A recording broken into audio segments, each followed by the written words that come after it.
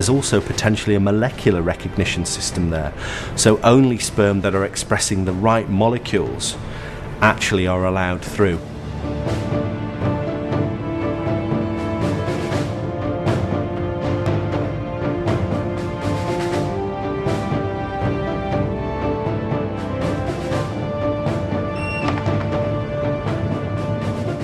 Sperm have faced death and destruction in the uterine cavity. The leukocytes have been trying to kill them along the way, and only a lucky few, in comparison to the many millions that are ejaculated initially, actually make it into the fallopian tubes, where finally they get to sperm heaven.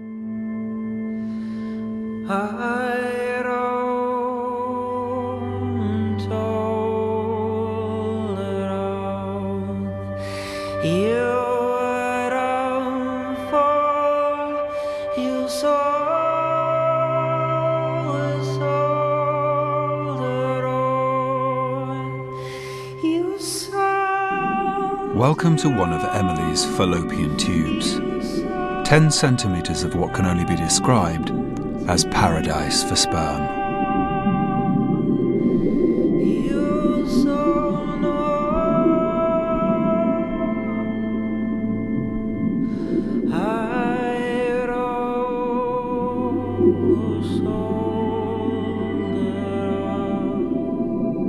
The environment of the fallopian tube is just very accommodating for sperm. It's what sperm have been aiming for, and it's set up to try and maintain sperm health, and they can have a rest.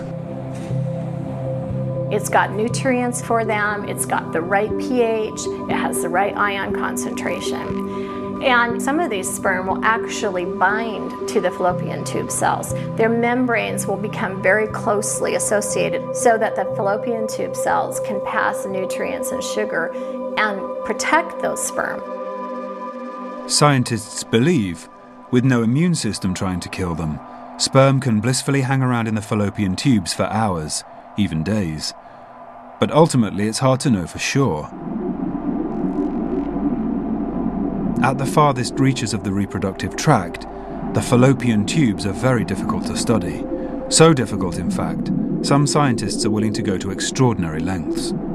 When I was done having children, I chose to have my tubes tied, and I told my doctor that I wanted to do an experiment where I had intercourse before I had the surgery, and then she was to cut out that section of my fallopian tubes where the sperm are stored so that I could look at them under the electron microscope and count how many sperm were there. So it was pretty humorous, actually, because I'm coming out of anesthesia and I was like, did you get it? Did you get it? Because no one had ever done this before. There were about 20 sperm in my tubes that we counted.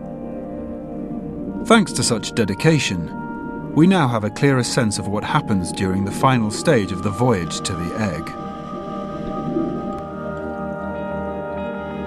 The sperm's objective: to wait for the egg to appear ahead of them, find it, swim through its outer layer, and be the first to reach its inner core and seal victory. But how will they know when the egg has been released from its follicle? We're just beginning to understand this, but there's receptors that communicate between the egg and the sperm smell the egg. They're able to sense where that egg is. And you can even see this some in the petri dish when you're doing in vitro fertilization. If you put an egg in there, boy, those sperm just right away, they orient themselves towards that egg. They're going right towards it. They're not wandering aimlessly around the dish hoping to encounter it. It's not left up to chance. They know what they want to go find.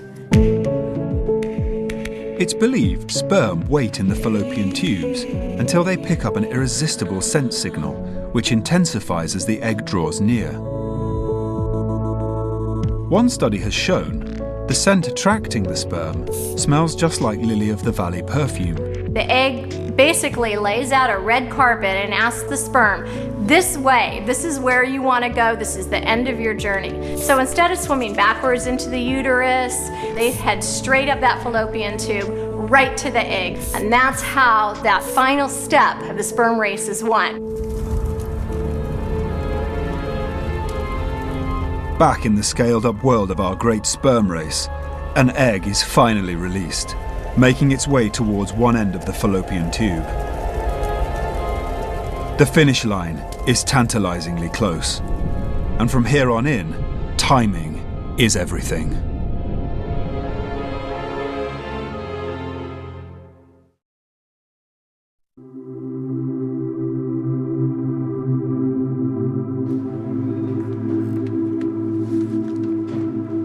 She has no idea, but Emily could be just minutes away from being pregnant. Beating incredible odds, Glenn's sperm have fought their way through her body and have reached one of her fallopian tubes, where, hopefully, an egg will be waiting. Just single figures have made it this far. Scaled up to people size, what happens next? Imagine an Olympic freestyle swimming final, where the winner gains immortality and the rest are killed.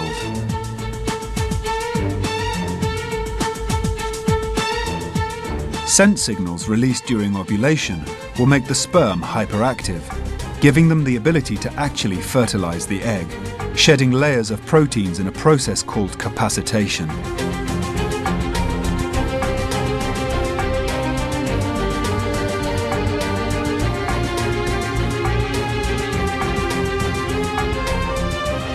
Up until now they've been swimming in quite straight lines, but now their swimming becomes much more erratic. And that tail beat will give them power and propulsion in order to get through the outer coat of the egg.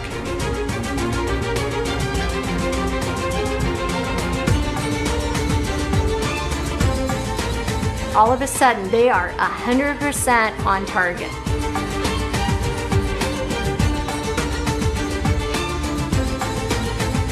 They want to find that egg, they want to penetrate that egg, and it is a race for the finish. So once they capacitate, sperm die within just a few hours. So it's a no going back. On the sperm people scale, the egg drifts just a mile or so ahead. But as our reproductive scientists can testify, the egg's 24-hour lifespan will present the sperm with one final, fatal hurdle. What needs to be kept in mind for this whole great sperm race is timing. Timing, timing, timing. Because the egg has a limited lifetime.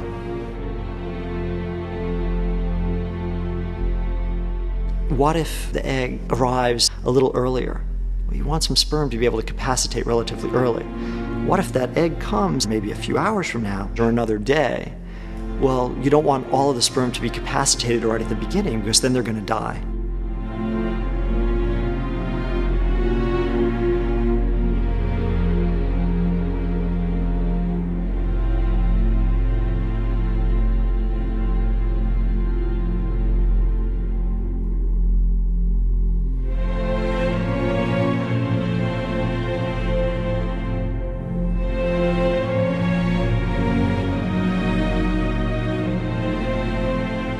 Having arrived hours before the egg, these sperm reach the end of the line, falling into the abyss beyond the fallopian tubes.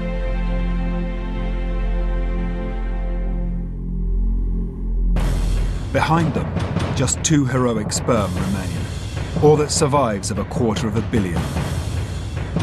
These two, a Y chromosome bearing male sperm and an X chromosome female, left Glenn's testicles 14 hours ago.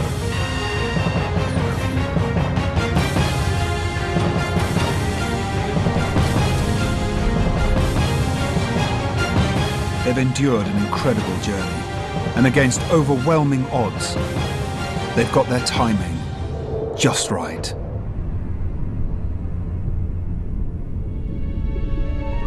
At the farthest reaches of Emily's reproductive system, the egg is waiting.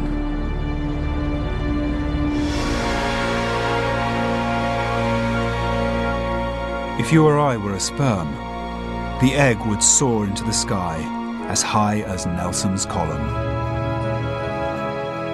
During the great sperm race, there's been this great attrition of sperm from the point of ejaculation through to the fallopian tube. Actually, at the site of fertilization, when the egg is being fertilized, there may only be one sperm, there may be two or three, but only very